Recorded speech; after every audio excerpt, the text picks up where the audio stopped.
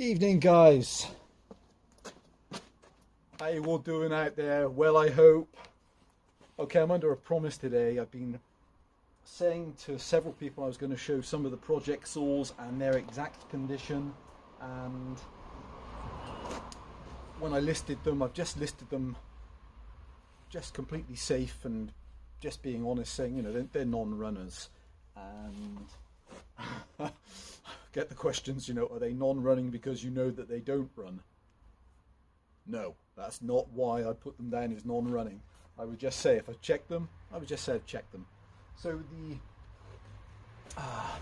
the sources of a couple of the saws though are, they're really nice guys where they've come from, and you know, people buy from people because they trust people. And so genuinely, you know, if I buy something and I find something wrong with it, I would just say I've found something wrong with it. I won't find it wrong and then think I'm going to hide it. So who's going to do that? So right, this girl then, down as non-running just because she's been on the shelf for about, I don't know if this is about 2 years, this girl. When I was going through one of my Remington phases, very interesting as well. Remington history, saw history is so interesting. So this girl is the SL11. This is the older sister to the SL11A, which you might see, you don't see many of them full stop in fact. Canadian, actually great history. We should talk about the Remington when I bring out one of my Bantams. These saws get very, very confused with these saws, the Homelite. The Homelite XL, Super XL in this instance, and people think, you know, they're almost identical, and they really are not. 58 cc's, 65.5 cc's. What do these things run? They run a 46mm piston and a 34.9. Yeah, just over 58 cc's, and you'll see that this guy is in loads and loads of different Homelites. So that's classed as their American wing, the New York office, but they had a Canadian side as well. This girl runs a 48.5mm piston and a 35.5mm stroke, so a nominal 65 or 65.5 cc's. Bit older, this girl. Some literature I think states these start in the 72, but I'm pretty sure that's for the automatic, and the non-auto version was in the late 60s.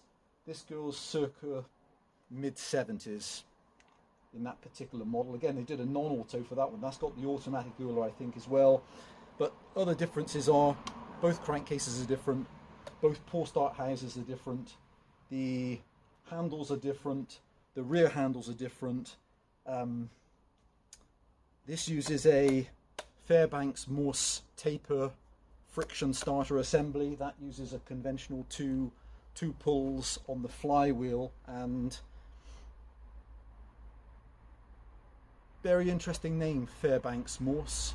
That's I heard somebody the other day calling it, because it comes off their tongue I think better, Morse Fairbanks, but it's Fairbanks Morse. And it's strange, sometimes when we say things we have these names which come up and they don't really mean anything, but Fairbanks was actually started by a gentleman called Thaddeus Fairbanks. Fantastic name. Engineer, and I'm pretty sure, or I think he started his Fairbanks company in 1830 or in the 1830s. I don't think it was 1828, I think it was 1832 or 1830s. And they did something. We should talk about them. They're a great company, fantastic history.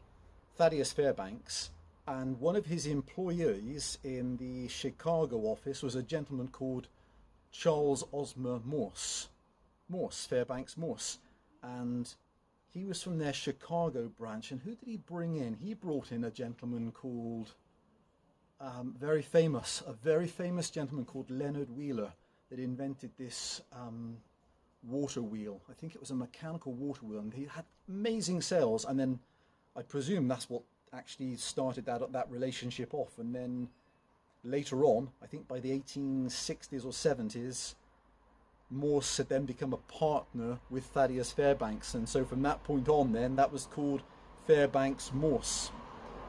That's where that friction starter name comes from those two gentlemen back in the 1830s to the 1870s. So these saws are completely different. So this girl then is up for spares repair or just for parts, just because she's been sitting there for so long. And crazily, both these saws had almost exactly the same problem, which is when they were pulled over, no spark. So when I got back earlier, I thought, well, it's just, I'm trained in electrics, just let's find out what's happening. Take it apart, you have a look, and the coil seems okay. And the short end of the story is one was earthing as the side cover goes on. It was pressing against part of the wiring, and the kill switch wiring was touching somewhere else in the chassis, stopping it sparking. Flushed the fuel tank out, and bearing in mind this girl's not run for a very, very long time, they obviously manual oiler on top. It's 95% complete, this project saw's just missing. They had a little bracing bar from the back end of the chassis, which goes to the back of the handle, kill switch. Now, I don't know, because it's the only one I've had of this particular model. I have the PL4 and the SL4 and several others, but it has the decompression valve here. So I don't know whether or not originally the decompression valve is supposed to have a throttle lock in it, but there's no throttle lock. So what we'll do for starting is we'll just do trigger and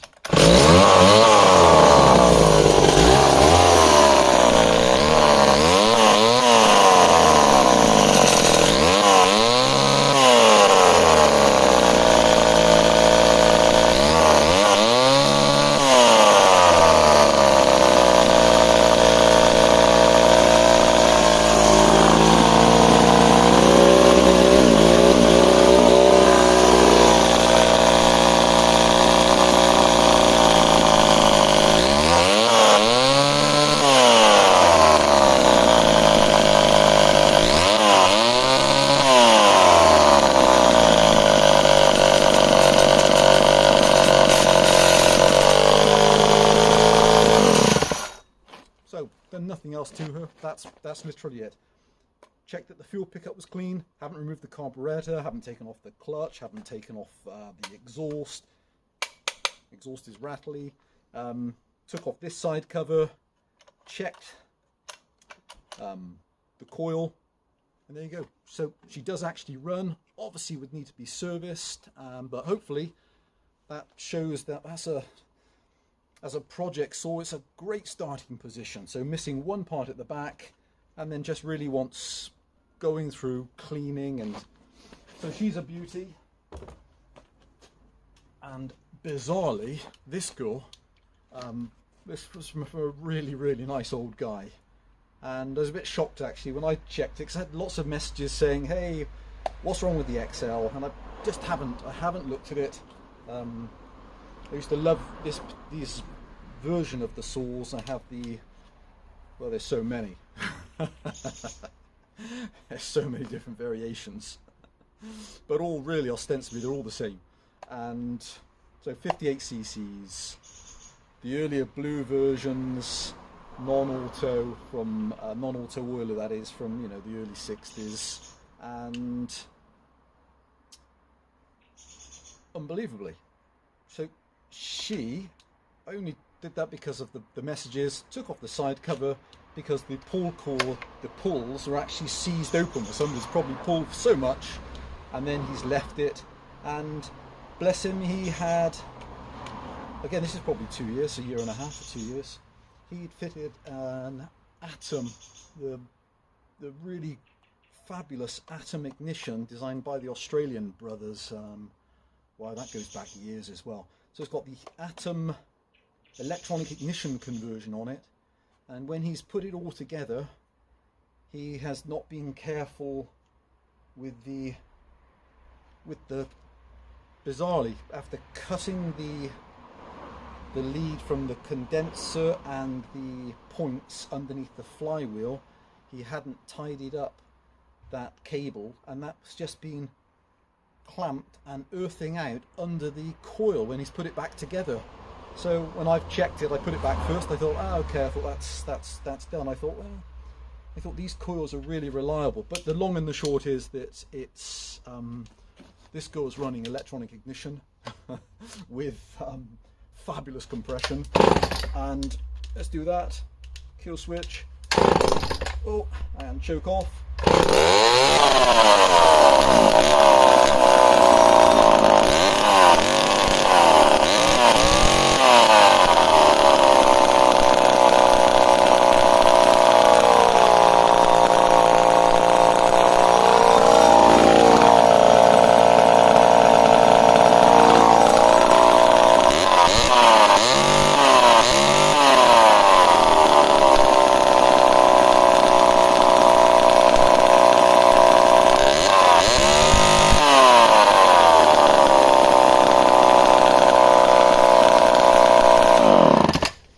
So those early atom ignition systems are so good. They had, I gotta try to remember, they made, I'm sure they made 3 or 4 different versions. So this one is specifically for chainsaws and small engines like this, strimmers and chainsaws. They also did one for outboard motors, and what else did they make them for? Memory's gonna, can't remember, but fantastic, reliable, robust ignition system. 45 years old, that type of number. So there she is, pulls over with great compression, looks complete all around, and it has just 2 American threaded, I believe they're, I can't think what those sizes are, 2 bolts missing off the side cover. Handle's loose at the bottom, and it looks like there's 2 studs on this bracket which look like they're snapped off inside. Other than that, she looks absolutely complete. No other breaks anywhere I can see. So again, a fantastic project saw, and so running, yes, fitted with a period 19-inch bar. I think that's pretty sure it's 19-inch. Oregon full chisel chain. Looks, it's got great teeth live in it. I can't believe they'd be, it would obviously probably need sharpening. They've just been stood for years, these saws. I wonder if, what's this one? I think, and that is, let's have a look.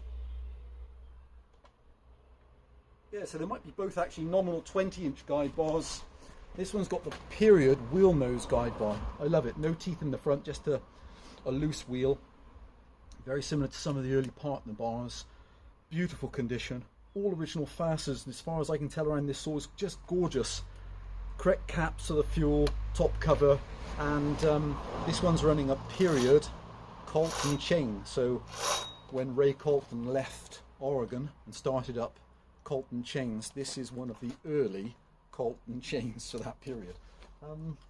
Guys, why don't we just see if these things actually cut? Hang on a minute. Oh. Now, I wasn't going to cut, but why don't we try it? Hang on, let's grab helmet.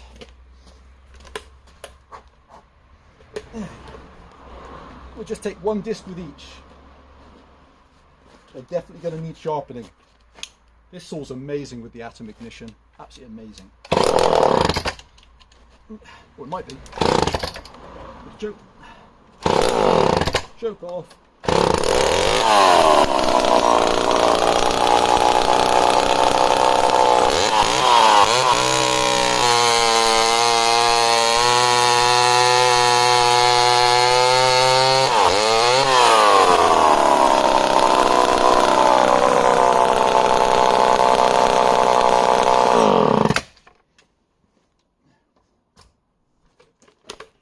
Well, no issue revving out, and obviously needs sharpening, but fantastic. And then, I love the history of the Remington. kill switch. There.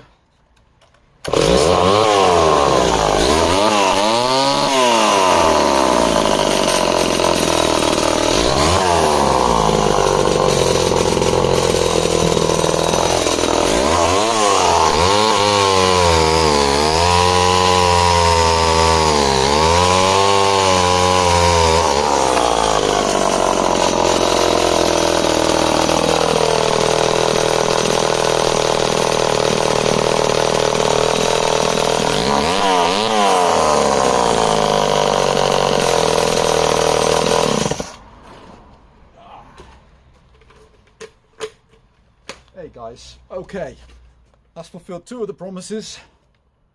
It's got very, very dark. It may not look like it with this light on top. I might have to leave the partner and the Alpina to tomorrow. Sorry about that, guys. So, hope that answers those questions.